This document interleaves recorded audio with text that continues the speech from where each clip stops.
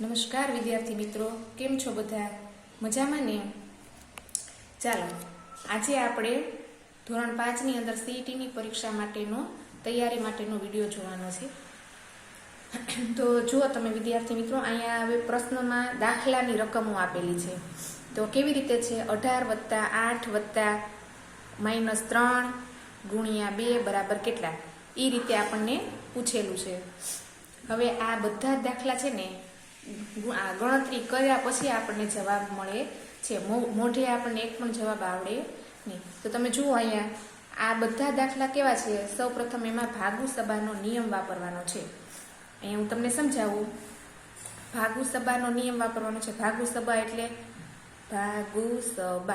એટલે કે પેલા ભાગાકાર, ગુણાકાર, સરવાળા અને છેલ્લે બાદબાકી. સૌ પ્રથમ આખી રકમમાં જો કોઈ ભાગાકાર હોય તો પેલા એ ભાગાકાર કરવાનો, પછી ન હોય તો ગુણાકાર હોય તો ગુણાકાર કરવાનો, ત્યાર પછી સરવાળો કરવાનો અને છેલ્લે બાદબાકી કરવાનો. તો આપણે આ રકમમાં જોઈએ, ભાગાકારની નિશાની ક્યાંય દેખાય છે?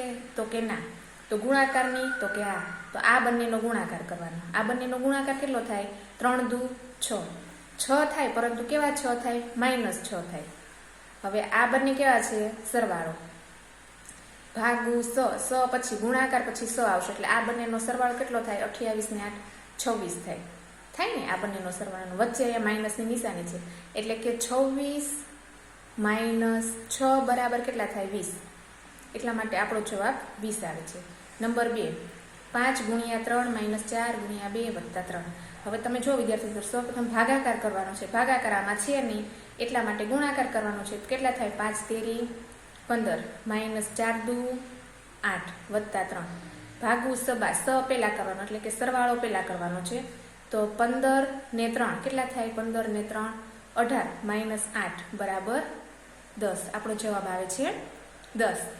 હવે આમાં ભાગાકાર પેલા કરવાનો છે, બરોબર? તો આ બંનેનું પેલા બોક્સ છૂટું કરવું પડશે, નાના કાઉસને.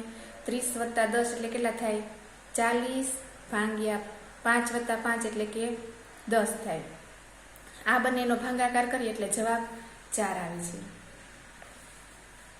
એના પછી નંબર 4.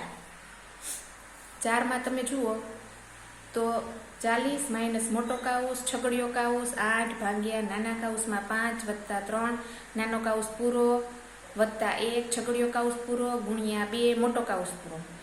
બહુ લાંબો આપણો દાખલો છે. તો સૌ પ્રથમ ભાગુ સબા કરવાનું છે. તો ભાગુ સબા કરવા માટે પહેલા ભાગાકારની ક્રિયા અહીંયા છે, એ આપણે કરવાની છે. 8 ભાગ્યા આ કાઉસને તો આપણે છૂટા કરવા પડશે.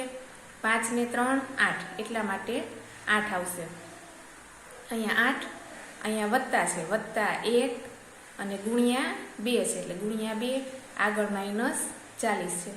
હવે તમે જુઓ, આ 8 ભાગ્યા 8 એટલે 1 વધે, એટલે 40 - 1 વત્તા 2 એકા 2, એટલે અહીંયા 2 વધે છે.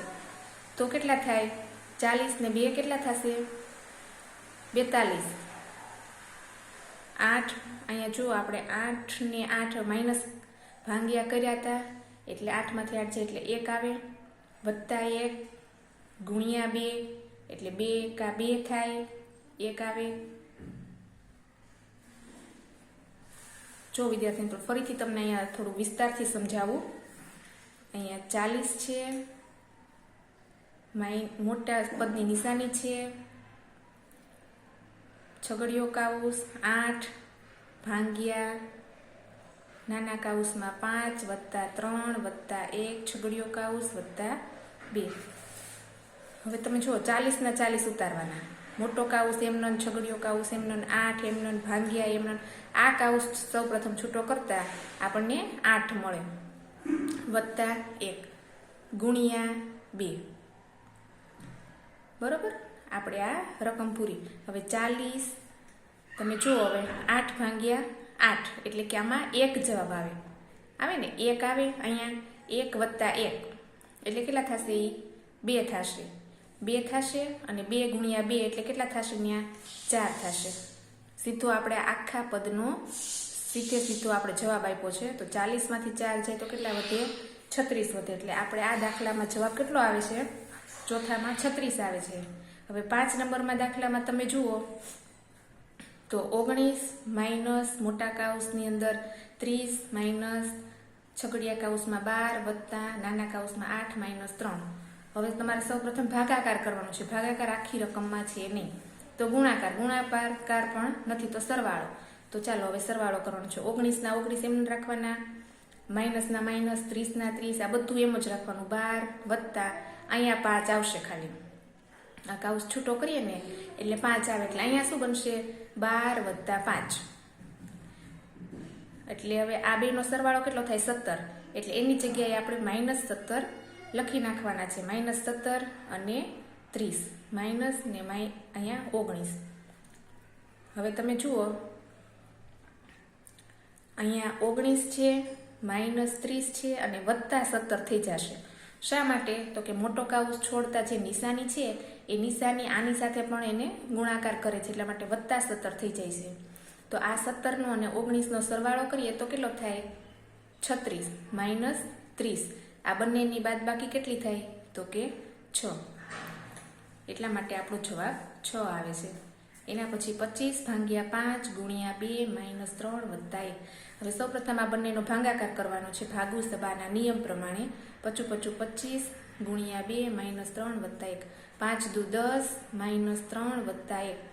આ 11 માંથી 3 જાય એટલે આપણો જવાબ 8 આવે છે. જો વિદ્યાર્થી મિત્રો ન સમજાય તો કોમેન્ટ પણ જરૂરથી કરજો. અમારા વિડીયોને લાઈક કરો, શેર કરો અને સબસ્ક્રાઈબ કરો.